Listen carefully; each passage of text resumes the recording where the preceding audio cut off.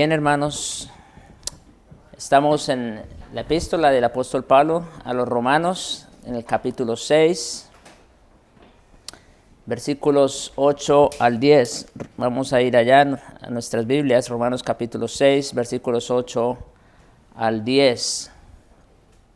Dice el apóstol, inspirado por el Espíritu, así: Y si morimos con Cristo, creemos que también viviremos con Él, sabiendo que Cristo, habiendo resucitado de los muertos, ya no muere, la muerte no se enseñorea más de Él. Porque en cuanto murió, al pecado murió una vez por todas, mas en cuanto vive, para Dios vive. El título que le he puesto a la predicación el día de hoy es La muerte de la muerte en la obra de Cristo.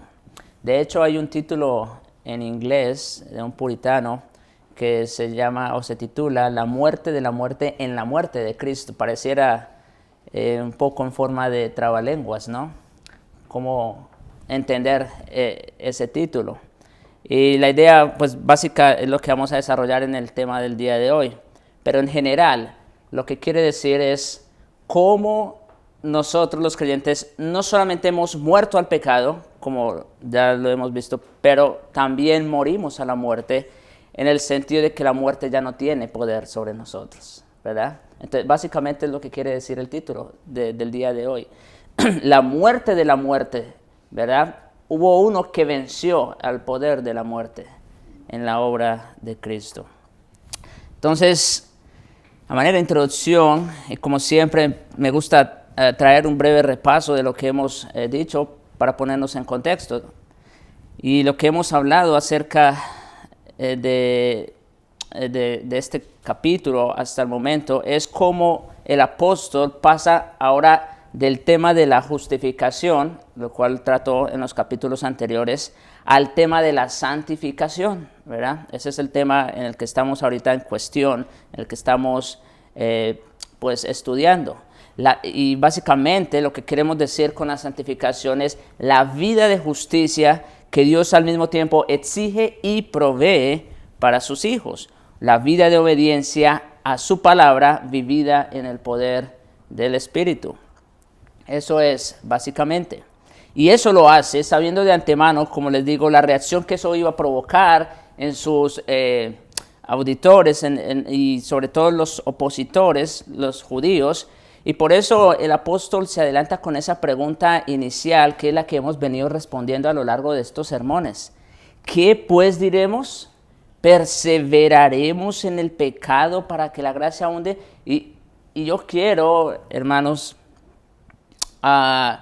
poner otra vez un fuerte énfasis en esta pregunta, porque precisamente el apóstol va a responder o está respondiendo a aquellos que de una manera ya sea equivocada o pervertida, en el peor de los casos, se resguardan en la creencia de haber sido justificados por la fe sola para entonces vivir sus vidas en pecado, afirmando o creyendo que por el hecho de que ya fue justificado una vez y para siempre, entonces ya no importa cómo vive su vida en adelante. Y es a esa tendencia pecaminosa y pervertida, como digo, que el apóstol responde en este capítulo. Perseveraremos en el pecado para que la gracia abunde. En otras palabras, ¿en verdad puede existir justificación aparte de santificación? Y ya hemos explicado algo acerca de la distinción, ¿no? La justificación es un acto, eso fue un hecho inmediato. La santificación es más algo progresivo, algo que va, es la obra del Espíritu renovando cada vez más la vida del creyente. ¿Puede una persona entonces vivir una vida nueva y continuar su vieja manera de vivir? ¿O puede una persona que persiste, yo creo que ya han escuchado esta pregunta varias veces, ¿puede una persona que persiste en vivir como un hijo del diablo verdaderamente haber nacido como un hijo de Dios? Respondiendo de forma inmediata a esa pregunta, Pablo exclama con obvia consternación Claro que no. Por supuesto que no. En ninguna manera. Es imposible. Lo único que merece esa objeción es la más fuerte condenación. ¿Cómo puede ser que una persona que ha muerto al pecado en virtud de la obra de Cristo persista o persevere en él? La persona que está viva en Cristo ha muerto al pecado y es inconcebible y contradictorio proponer que un creyente pueda de allí en adelante vivir en el pecado del cual fue liberado por la muerte. Ahora el apóstol da 3 razones que ya hemos visto en forma de principio por las cuales es imposible que un verdadero creyente continúe en su vida de pecado. El primer principio es que todos los cristianos verdaderos hemos sido bautizados en Cristo. Es decir, todos los creyentes verdaderos hemos sido ¿qué? Unidos a Cristo. Somos uno con Cristo. Y la idea básica aquí es que todos los que hemos sido bautizados en Cristo hemos quedado inmersos en Él permanentemente y de ese modo llegamos a ser uno con Él. Y otra vez, la pregunta es, si somos uno con Cristo, ¿cómo es posible que el creyente viva aún en el pecado? Ahora, siempre tengo que decirlo, cuando hablo de este tema, no estamos diciendo que el creyente no peca, ¿verdad? Pero estamos diciendo que ya no vive en el pecado. El segundo principio que Pablo destaca es que todos los cristianos no solamente están identificados con Cristo, sino que se identifican con Él de manera específica en su muerte y resurrección. La muerte de Cristo es un hecho histórico que nos hace devolver nuestra mirada a la cruz como una realidad y su sepultura. Pero la razón de por qué fuimos unidos a Cristo en su muerte es para que así como Cristo resucitó de los muertos por la gloria del Padre, así también o de la misma manera nosotros andemos en vida nueva. Eso es muy importante, dijimos. Nosotros somos unidos a Cristo no solamente en su muerte, pero también en su resurrección. Y la razón de eso es para que ya no andemos en la vida vieja, sino en la vida nueva, en la vida que hemos recibido. Y el tercer principio que vimos la semana pasada, subraya, y que Pablo subraya, es que el viejo hombre de pecado ha sido destruido. Cuando Cristo nos redimió, nuestro viejo hombre fue crucificado, es decir, fue sometido a muerte y destruido por completo, como leímos en Gálatas 2:20, con Cristo estoy juntamente crucificado y ya no vivo yo, dice Pablo, mas vive Cristo en mí. Ahora, y quiero aquí aclarar lo siguiente. El viejo hombre al que Pablo se refiere aquí en Romanos 6, es nuestro texto de estudio. El viejo hombre al que Pablo se refiere aquí es el hombre no regenerado. Eso es el viejo hombre. Y esto es importante, ¿por qué? Porque cuando leemos, por ejemplo, en Gálatas 2:20, que con Cristo estoy crucificado y ya no vivo yo, ¿de qué está hablando allí? Está hablando de ese viejo hombre no regenerado, de ese viejo hombre que estaba bajo la representación de Adán. Es ese hombre el que fue crucificado. Entonces eso es importante entenderlo. El viejo hombre es eso. ¿El nuevo hombre quién es? El nuevo hombre es la vida de Cristo en nosotros. Ese es el nuevo hombre.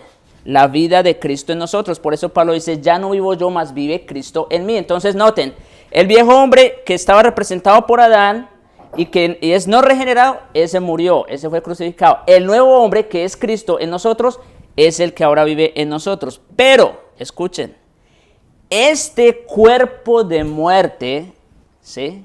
Ahí está el pero. Este cuerpo de muerte es con el que todavía seguimos batallando en nuestras vidas. Así que es verdad ambas cosas. Por un lado, nuestro viejo hombre, el no regenerado, el que estaba bajo la representación de Adán, ese murió, eso es verdad. Sin embargo, todavía cargamos con el muerto encima. ¿Sí?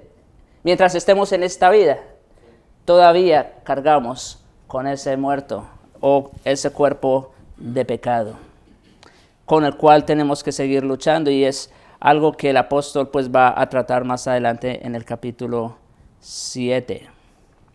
Ahora, la consecuencia inevitable de todo lo dicho anteriormente es que la muerte de Cristo al pecado una vez y para siempre no solamente trajo como resultado la muerte del pecado. Eso es todo lo que hemos dicho hasta ahora, ¿verdad? Que el creyente ha muerto al pecado. Pero no solo trajo como resultado la muerte al pecado, sino también la muerte de la muerte para aquellos que por fe han muerto con él. Por eso el título del sermón otra vez, la muerte de la muerte en la obra de Cristo. El creyente no solo ha muerto al pecado, lo cual es la raíz de todo el problema en el que el hombre está inmerso, pero además la unión con Cristo trae como resultado la muerte de la muerte para aquellos que han sido unidos a Él. Volvemos a nuestro texto, Romanos 6, versículos 8 y 10. Miren cómo dice. Y si morimos con Cristo, escuchen, creemos que también viviremos con Él. Ahora, ¿sobre qué premisa el apóstol nos dice o puede afirmar con seguridad de que aquellos que morimos con Cristo creemos o estamos seguros de que viviremos con Él? O en otras palabras, de que ya no vamos a morir. Es la idea aquí, ¿no es cierto? Mire lo que dice, sabiendo, y ahorita al final del sermón como manera de explicación quiero hablar un poco más de ese saber, pero por ahora seguimos. Sabiendo que Cristo, habiendo resucitado de los muertos, ya no muere, y esto es sumamente importante. ¿Por qué?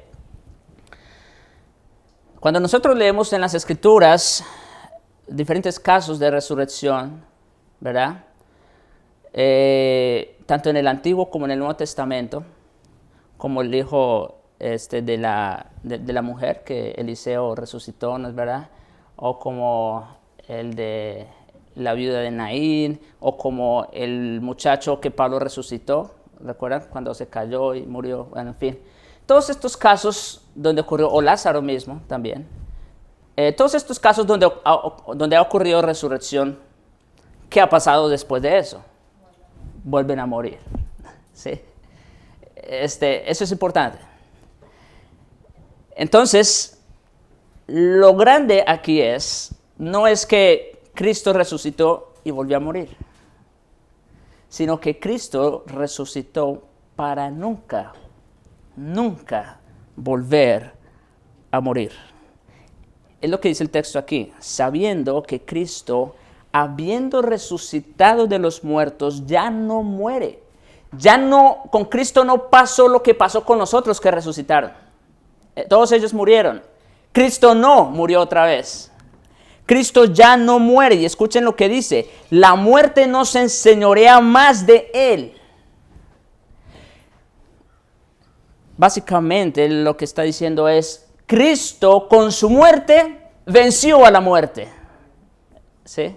Cristo con su muerte venció a la muerte.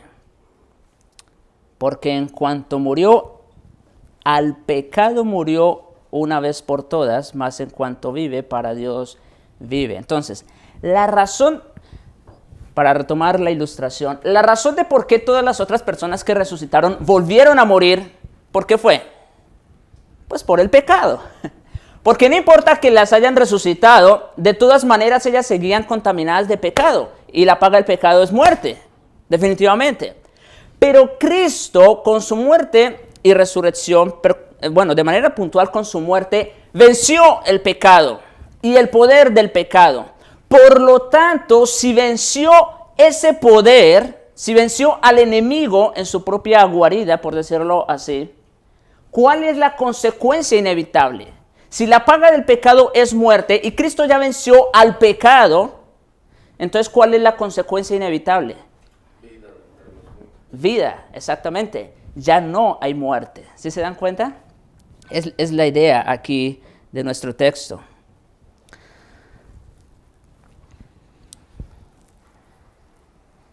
Ahora bien, la seguridad de que viviremos con Él, como dice el versículo 8, se aplica obviamente a la presencia definitiva y eterna del creyente con Cristo en el cielo. Sin lugar a dudas, eso tiene una aplicación en ese sentido.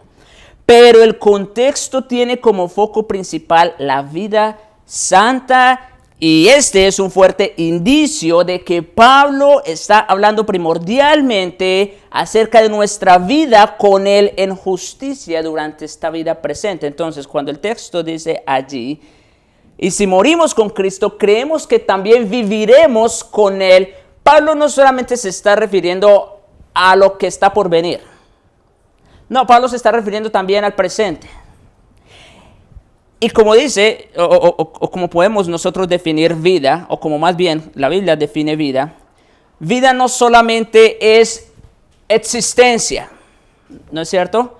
No solamente es un tiempo determinado, no.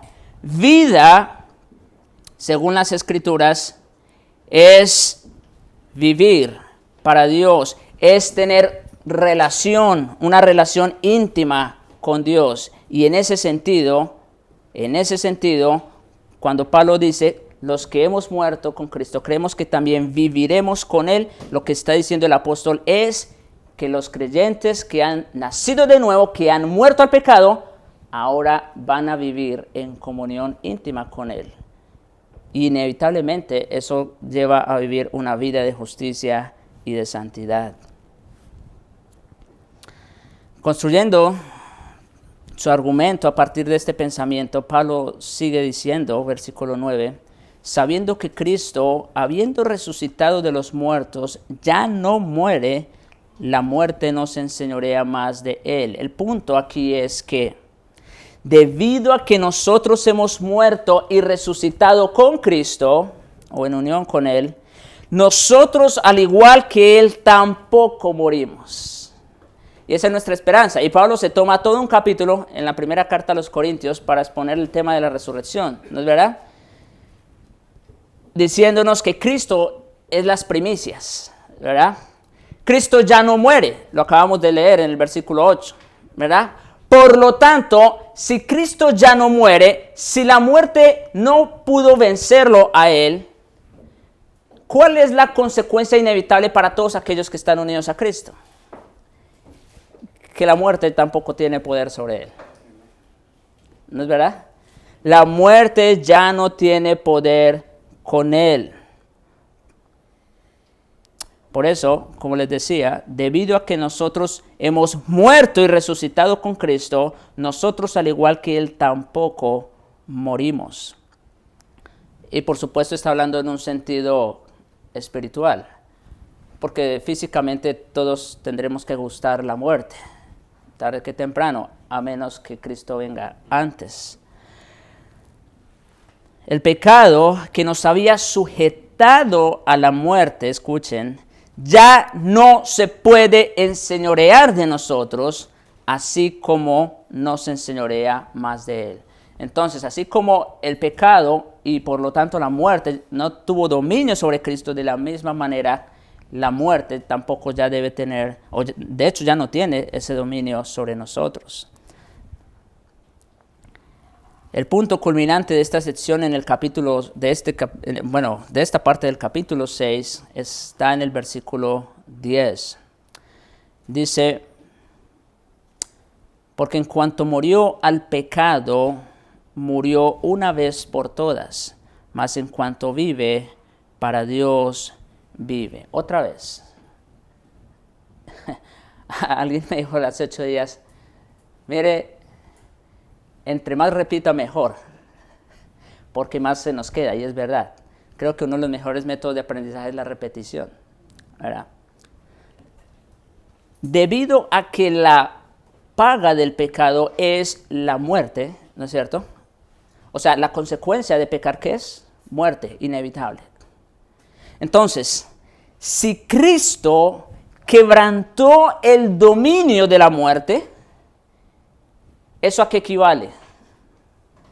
A destruir el imperio de la muerte.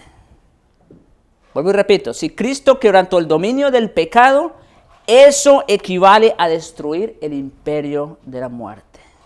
Si la paga del pecado es muerte, entonces si Cristo con su muerte venció al pecado, ¿qué va a pasar con la muerte? También queda vencida. También queda vencida las consecuencias del pecado. Ahora, a la luz de este versículo 10,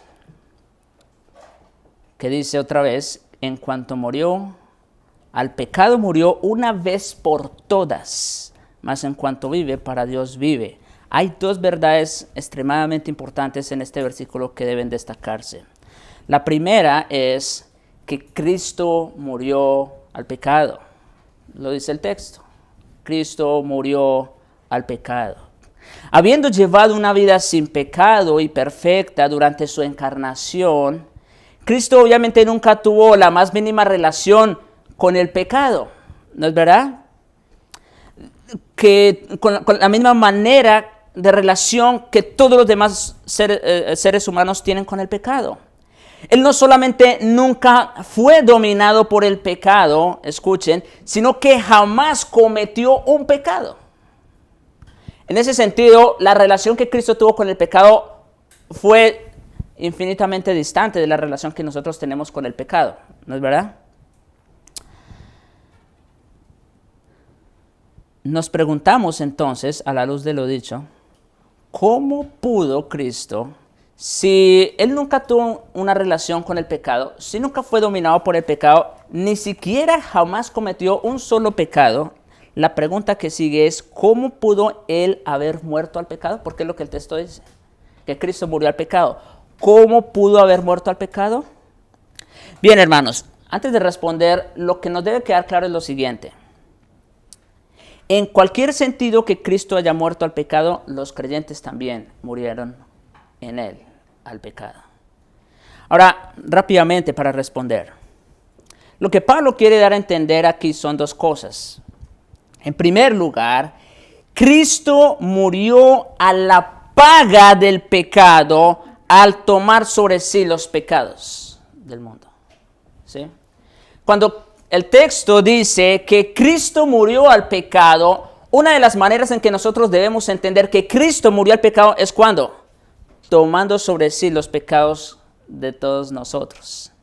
Él satisfizo, esa es otra manera de decirlo, Él satisfizo la demanda legal del pecado en favor de todos los seres humanos que iban a confiar en Él. En ese sentido, Cristo murió al pecado.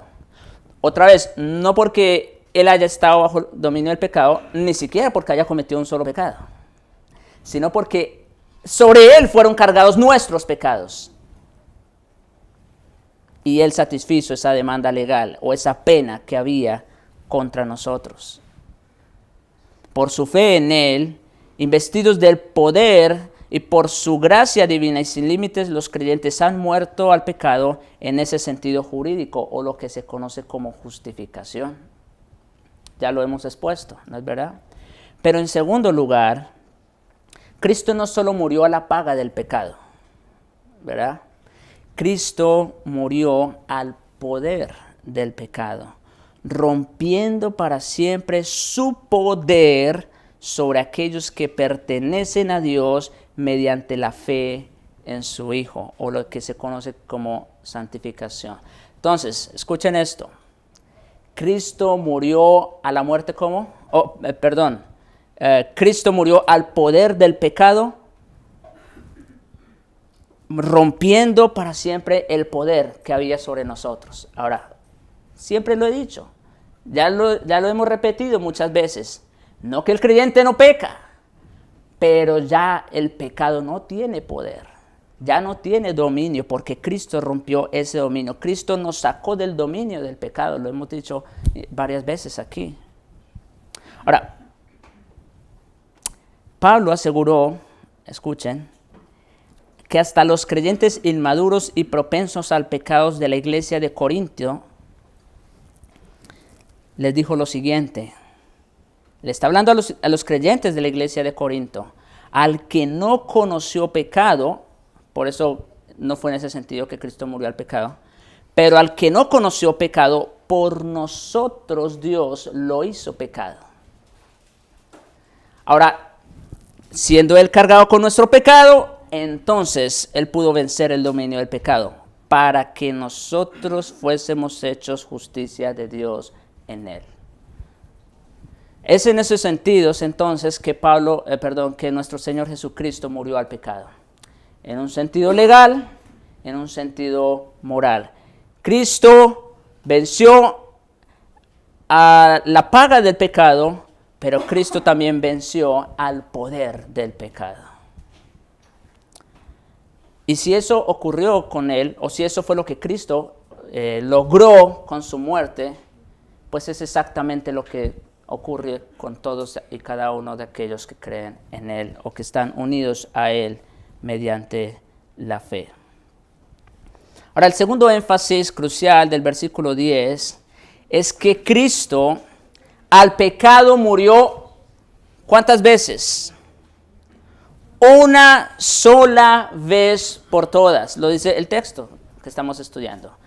Cristo no solo murió al pecado, sino que dice que murió ¿cuántas veces? Una vez por todas.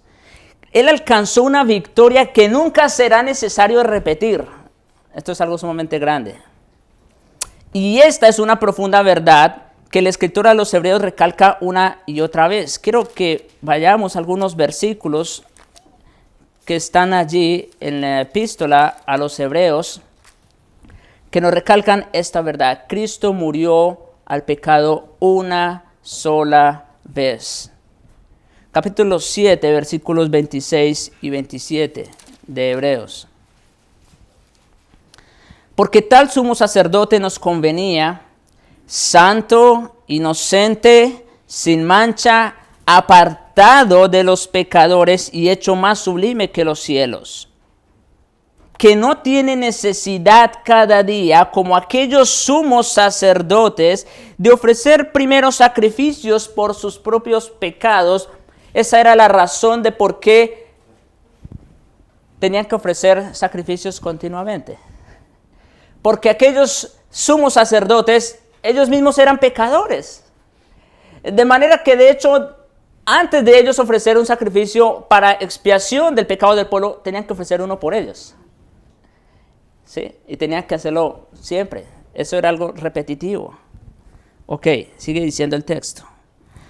No tiene necesidad cada día como aquellos sumos sacerdotes de ofrecer primero sacrificios por sus propios pecados y luego por los del pueblo, porque esto, Cristo, lo hizo una vez para siempre, ofreciéndose a sí mismo. ¿Cuántas veces fue necesario que Cristo muriera? Para satisfacer la justicia de Dios. Una sola vez y para siempre. Capítulo 9, versículo 12. Y no por sangre de machos cabríos ni de becerros, sino por su propia sangre. Wow. Los sumos sacerdotes ofrecían sacrificios de animales, de becerros, de machos cabríos, en fin, que ni siquiera pueden quitar el pecado, como dice el capítulo 10. Pero mire lo que dice este. Y no por sangre de machos cabríos ni de becerros, sino por su propia sangre, entró una vez para siempre en el lugar santísimo, habiendo obtenido eterna redención. Hace mención del lugar santísimo porque era allí donde los sumos sacerdotes una vez al año ofrecían sacrificio para expiación. Cristo, con una sola ofrenda, entrando una sola vez al lugar santísimo, obtuvo eterna redención. Versículo 28 del capítulo 9. Así también Cristo fue ofrecido una sola vez para llevar los pecados de muchos, y aparecerá por segunda vez en relación con el pecado para salvar a los que le esperan. ¿Ven cómo lo que Cristo hizo inevitablemente tiene repercusiones en nosotros? Y por eso es que ya nosotros tampoco tenemos que seguir ofreciendo sacrificios. Porque Cristo con una sola ofrenda obtuvo eterna redención e hizo perfectos para siempre a los santificados.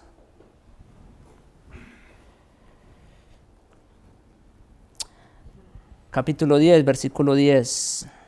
En esa voluntad somos santificados, escuchen, mediante la ofrenda del cuerpo de Jesucristo hecha una vez y para siempre. Y Pedro también en su primera carta, en su primera epístola, capítulo 3 y el versículo 18, mire cómo dice. Porque también Cristo padeció una sola vez por los pecados, el justo por los injustos, para llevarnos a Dios. ¿Cuántas veces tuvo que morir Cristo entonces? Por nuestros pecados. O vamos a decirlo de esta manera, ¿cuántas veces tuvo que morir Cristo para vencer el pecado y para vencer las consecuencias del pecado, que es la muerte? ¿Cuántas veces, cuántas ofrendas tuvo que ofrecer? Una sola. Una sola. Y esa única ofrenda, entonces, a nosotros, por un lado, nos justificó, ¿verdad? La demanda legal que había contra nosotros fue quitada, pero también Cristo con esa sola ofrenda venció al poder del pecado y de la muerte que había sobre nosotros. Por eso el pecado ya no tiene señorío sobre nosotros en esa manera.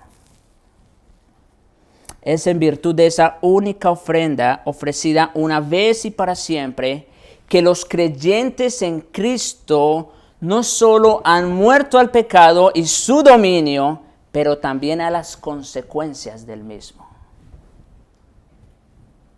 Es en virtud de esa ofrenda. Dice Hebreos capítulo 2, versículos 14 y 15. Así que por cuanto los hijos participaron de carne y sangre, refiriéndose a nosotros, los creyentes, Él también participó de lo mismo. Escuchen por qué razón Cristo se hizo hombre. Él también participó de carne y de sangre para destruir por medio de la muerte. Otra vez, ¿ven por qué el título del sermón? La muerte de la muerte en la obra de Cristo. Para destruir por medio de la muerte al que tenía el imperio de la muerte, es decir, al diablo. Cristo con su muerte no solo venció el pecado y el poder del pecado sobre nosotros, Cristo con su muerte venció las consecuencias de ese pecado sobre nosotros. Y al que tenía el poder de esa muerte, que es el diablo. Versículo 15. Y librar a todos los que por el temor de la muerte estaban durante toda la vida sujetos a servidumbre. Si hay algo que las personas le tienen miedo, ¿qué es? A la muerte. ¿No? Y eso es natural. Porque es la paga del pecado.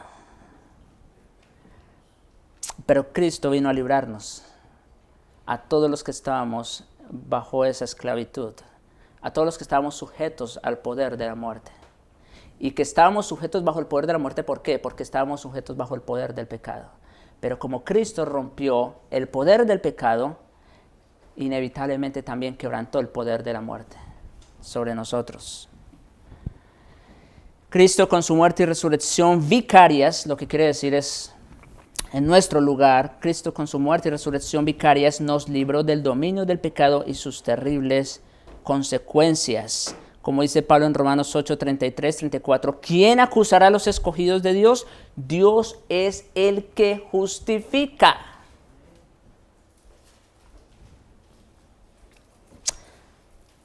Si en el día del juicio alguien se para a hablar contra nosotros, ¿quién va a estar por nosotros o de nuestro lado? Dios justifica. ¿Quién es el que condenará? Se va a levantar el acusador seguramente. Cristo, escuchen, es el que murió. Ya sabemos, entró una sola vez al lugar santísimo para obtener eterna redención. Cristo es el que murió, más aún el que también resucitó como señal de victoria. Es decir, Cristo venció con su muerte. ¿Y la señal de que venció, cuál es? Su resurrección. El que además resucitó, el que además está a la diestra de Dios y el que también intercede por nosotros. De manera que podemos decir con Pablo, los creyentes, ¿dónde está, oh muerte, tu aguijón? ¿Dónde, oh sepulcro, tu victoria?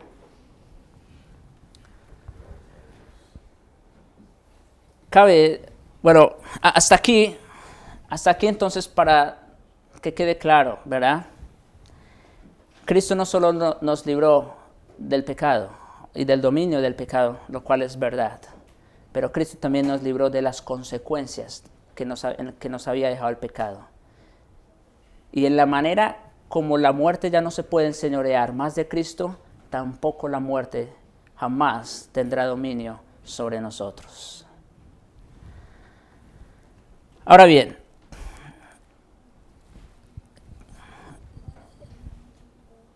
cabe destacar, ya para pasar más como a la parte de las aplicaciones, cabe destacar que los primeros 10 versículos de Romanos 6 son indicativos. Escuchen esto, es muy importante.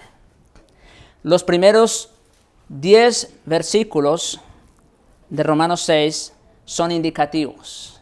¿Y qué quiere decir esto? Indicativos son acciones que recaen sobre una persona, ¿verdad? Lo que alguien hizo por. Es decir, son afirmaciones de una verdad o declaraciones doctrinales de un tema específico. Esos son indicativos en las Escrituras, para ser más puntual. Son afirmaciones de una verdad o declaraciones doctrinales de un tema específico. En este caso, de la muerte al pecado o santificación definitiva. Y nosotros podemos ver, por ejemplo, volviendo a Romanos 6, los versículos 2 al 8. Miren la forma como aparecen los verbos. Dice, los que hemos muerto, ¿verdad? Está en voz pasiva. Eso es un indicativo. Versículo 3. ¿O no sabes que todos los que hemos sido bautizados? Eso es una realidad, eso es un hecho. Eso es un indicativo. Versículo 5. Y si fuimos plantados, eso es un hecho. Eso es un acto que ya ocurrió. Eso es una realidad. Versículo 6. Sabiendo esto, que nuestro viejo hombre fue crucificado juntamente con él. Voz pasiva. Es un hecho, algo que ya ocurrió. Versículo 7. Porque el que ha muerto ha sido justificado. Otra vez, voz pasiva. Un indicativo. Eso ya sucedió. Versículo 8. Y si morimos con Cristo, algo que ya ocurrió. ¿No es cierto? Hasta aquí, como les digo, son indicativos. Hasta aquí el apóstol ha expuesto lo que Cristo ha logrado en favor de nuestra santificación. Y quiero aquí marcar un énfasis fuerte. Hasta aquí hemos visto lo que Cristo ha logrado en favor de nuestra santificación. Porque no puede haber santificación aparte de la obra de Cristo, como acabamos de ver en los textos de Hebreos, ¿recuerdan? No puede haber santificación aparte de la obra de Cristo.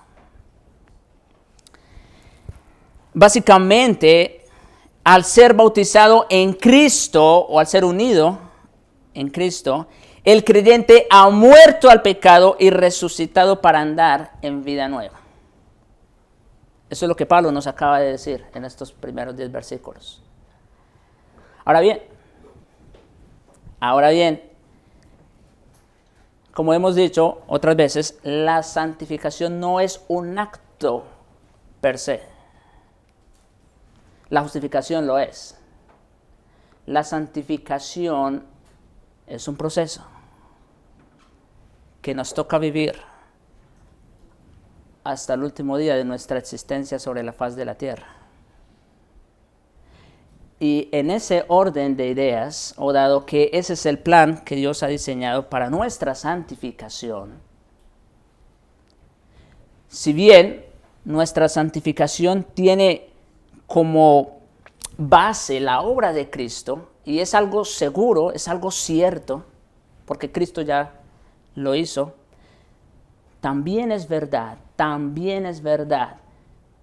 que a nosotros nos toca luchar esa guerra, librar esa guerra. Y es por eso que a partir de los versículos 11 en adelante, Pablo ya no va a hablar de indicativos, sino de imperativos. ¿Sí? Entonces, quería hacer esta aclaración para que nosotros tengamos claro bien el tema de la santificación. Por un lado, depende de lo que Cristo hizo, por supuesto que sí, no puede haber santificación, Él es el que nos santifica.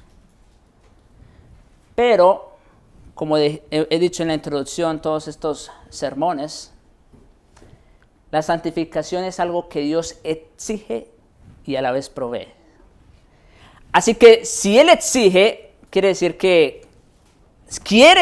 que la santificación, en la santificación hay una concurrencia, como llaman los teólogos. Es decir, Dios es el que santifica, pero nosotros vamos caminando en ella. Y eso lo veremos más adelante. Ok. Ahora, como aplicación, quisiera poner en perspectiva el saber o conocimiento de esta verdad. Como les digo, lo que acabamos de ver hasta el versículo 10, es una declaración doctrinal, es una verdad. Los creyentes hemos muerto al pecado y a la muerte en Jesucristo, como acabamos de ver. Pero también es importante resaltar esto. Y por eso, como digo, quiero terminar poniendo en perspectiva el saber o conocimiento de esta verdad. Mire cómo dice versículo 3. ¿O no sabéis? Versículo 6. Sabiendo esto. Versículo 8. Y si morimos con Cristo, creemos. Esa palabra creemos también se refiere a un conocimiento, a un saber. Y versículo 9. Sabiendo que Cristo. Noten ustedes, hermanos, el énfasis que Pablo pone en esos términos. Pablo está dando una declaración doctrinal de una realidad que ya ocurrió en virtud de nuestra unión con Cristo. Y Pablo lo que les está diciendo, en otras palabras, es: ustedes deben saber y creer plenamente lo que les acabo de decir. O de otro modo, lo que estoy a punto de decir no tendrá sentido. ¿Y por qué decimos esto? ¿O por qué Pablo estaba afirmando esto? Porque, hermanos, no tiene ninguna razón de ser, escuchen esto con atención, no hay razón de ser para luchar contra el pecado si no tenemos garantizada la victoria. ¿Se entiende el punto, verdad? Si Cristo no venció al pecado y el poder del pecado y la muerte, ¿qué razón tendríamos nosotros para luchar contra la corriente? ¿Se dan cuenta la importancia del orden de los términos? Del orden en el que Pablo está escribiendo. Pablo primero hace una declaración doctrinal. Mis hermanos, ustedes deben tener claro esto. Deben saber esto, estar seguros de lo que Cristo hizo por ustedes. Para que en virtud de esa seguridad, entonces ustedes ahora sí, con todas las armas, puedan ir a la guerra. Es lo que está diciendo el apóstol. Pablo Pablo no nos manda a la guerra sin armas, en otras palabras. Pablo primero nos está armando y nos está diciendo, miren, ustedes provéanse de este conocimiento. Esto es necesario, que lo sepan. Es necesario que estén seguros y convencidos quién es el que nos da la victoria. La verdad de que ustedes están espiritualmente muertos al pecado y la realidad de que ustedes están espiritualmente vivos para Cristo no son conceptos abstractos que sus mentes finitas deban tratar de verificar. No se trata de que ustedes tienen que proponerse a estudiar y a entender a la perfección. Son axiomas fundamentales revelados por Dios. Y quiero explicar esa palabra porque quizás no se entiende muy bien. Un axioma es un absoluto. De manera que cuando nosotros, o más bien, cuando Pablo dice que los creyentes hemos muerto al pecado, eso no es que está por verse. Sí. No, eso es una realidad. Si verdaderamente eres creyente, es una realidad. El creyente ha muerto al pecado. Y como es una realidad también, que el creyente ahora vive para Cristo. Esos son absolutos. Eso es un axioma. Ahí nuestra libertad del pecado y de la muerte no depende de cómo yo me siento, o de si entiendo o no esta verdad. No, eso es una realidad, eso es un hecho. Y es sobre esa realidad y sobre ese hecho y sobre ese absoluto que entonces nosotros vamos a vivir esta vida de santificación. Como les decía, son axiomas revelados por Dios sobre los que se basa la vida cristiana y aparte de los cuales ustedes nunca pueden tener la esperanza de vivir vidas santas que el nuevo Señor de ustedes demanda. Si ustedes no tienen claro estas verdades, no están listos para la guerra. La exhortación con las Escrituras siempre se cimenta en el conocimiento espiritual.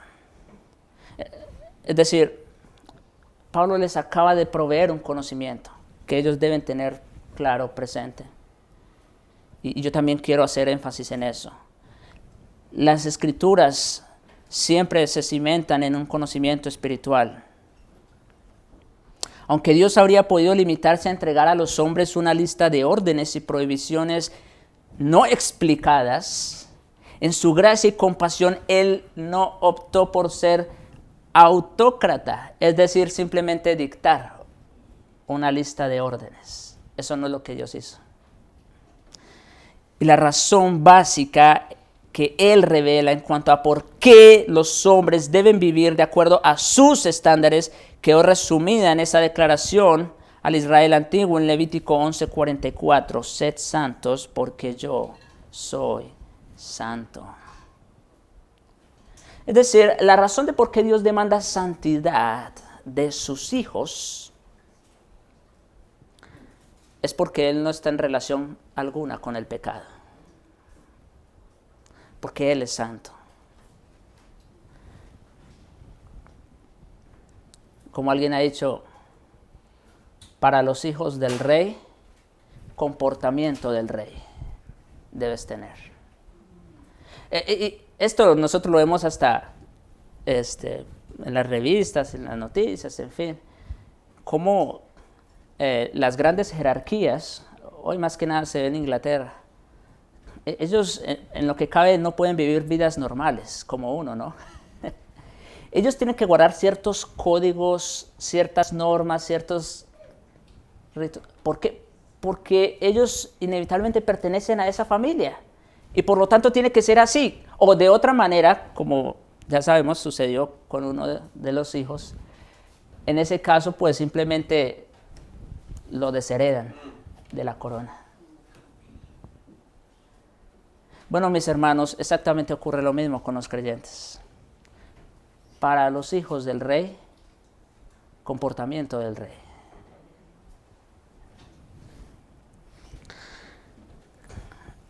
Como aquel, dice Pedro, como aquel que os llamó es santo, sed también vosotros santos en toda vuestra manera de vivir, porque escrito está, sed santos, porque yo soy santo.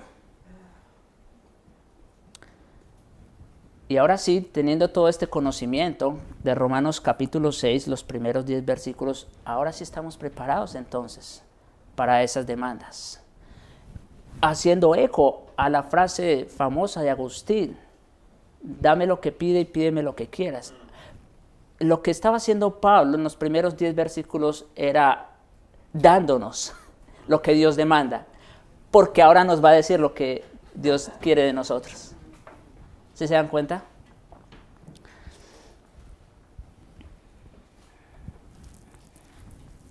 Pablo en Filipenses capítulo 4, versículo 8, recordó esto a los creyentes filipos.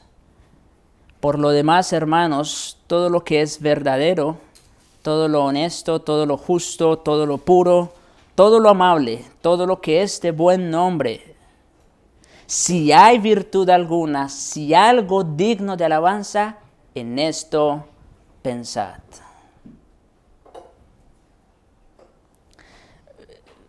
Dios, a través del profeta Oseas, se lamentó diciendo: mi pueblo fue destruido porque le faltó conocimiento. Y sigue diciendo: por cuanto desechaste el conocimiento, yo te echaré del sacerdocio, y porque olvidaste la ley de tu Dios, yo también me olvidaré de tus hijos. Oseas 4:6. La importancia del conocimiento. Mis hermanos, ya hemos escuchado estas verdades. Ya hemos sentado la base doctrinal de lo que es la santificación, en otras palabras. Y ahora el apóstol entonces va a empezar con los imperativos. Ahora sí, en cierta manera, ¿quieren participación? Hay mucha participación. Pero partiendo de esta base, Cristo ya lo hizo por nosotros. Para que un cristiano viva en la práctica la plenitud de su nueva vida en Cristo, para que verdaderamente viva como la nueva criatura que es, esa persona debe saber y creer que ya no es lo que era antes. Ya no somos representados por Adán. Ya no estamos esclavos al pecado y sus deseos. Ya la muerte no tiene dominio sobre nosotros. Por lo tanto, o eso nos debe llevar a vivir de cierta manera. El creyente debe entender que no es un pecador remodelado, sino un santo rehecho. Debe entender que a pesar de su conflicto con el pecado en el presente, ya no se encuentra bajo la tiranía del pecado ni volverá a estarlo. Y es por eso que más adelante Pablo nos va a decir que ya no tenemos ninguna obligación de obedecerlo, porque Él ya no es nuestro amo. El pecado ya no tiene dominio sobre nosotros. Para el cristiano resulta esencial entonces tener un entendimiento verdadero de quién es Él. Eso es lo primero a lo que Pablo nos lleva a reflexionar en estos primeros 10 versículos, a que entendamos nuestra verdadera identidad. ¿Y cuál es nuestra verdadera identidad ahora como creyentes? Bueno, ya lo hemos dicho. Gálatas 2:20. Con Cristo, en Cristo. Ya no vivo yo, es decir, el viejo hombre no regenerado, ese ya murió. Cristo vive en mí, esa es la nueva naturaleza, aunque seguimos en este cuerpo de pecado, como ya lo he dicho, pero esa es nuestra nueva identidad. Pablo acaba de declarar que nosotros como creyentes estamos unidos con Jesucristo en su muerte. Esa es toda la verdad general de Romanos 6 del 1 al 10. Estamos unidos a Jesucristo en su muerte y gracias a Él ha quedado pagada la deuda y el castigo de nuestro pecado. Hemos sido levantados con nuestro Señor Jesucristo en su resurrección y por lo tanto somos capaces de andar en novedad de vida. Y puesto que Cristo nunca morirá otra vez al pecado, nosotros tampoco moriremos otra vez el pecado. Son estas verdades que el creyente debe conocer y recordar continuamente si desea salir triunfante en su lucha contra el pecado. Oremos.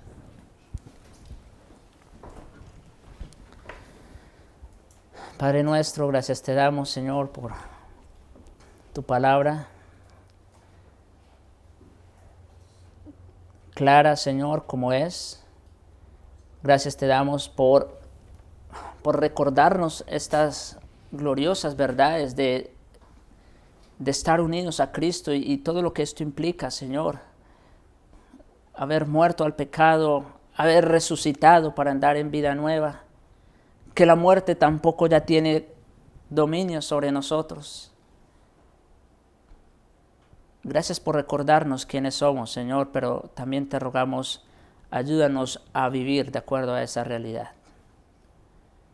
Y te rogamos, Señor, sigue abriendo nuestras mentes, nuestros corazones al entendimiento de tu palabra a medida que vamos avanzando, Señor, en el estudio de la epístola. Te suplicamos, Señor, estas cosas en Jesucristo y para tu gloria. Amén.